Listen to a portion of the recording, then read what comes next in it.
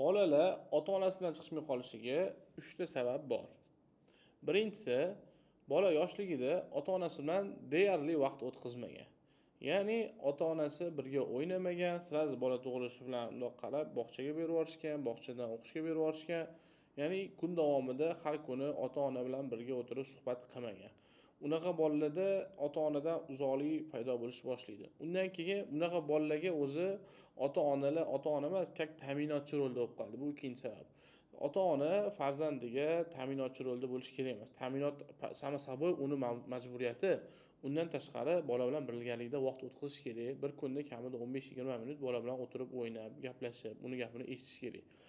Uchinchisiga keladigan bo'lsa, farzandi nimadir ishni xalta qilib qo'yadi.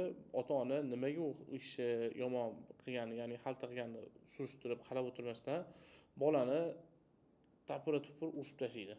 Sen o'zi qanaqa bolasan, bitta ishni eplay olaysanmi, hamma yoqni xalta qilyapsan, urishib tashlaydi. Shunaqa holat qilmasin. Unaqa narsani iloji boricha qilmaslik kerak bo'ladi.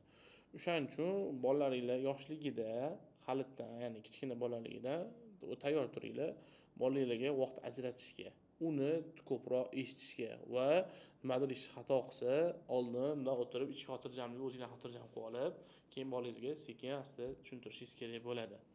Farzand tarbiyasi haqida ko'proq ma'lumot olishni xohlasangiz, blogimga obuna bo'lib qo'ying.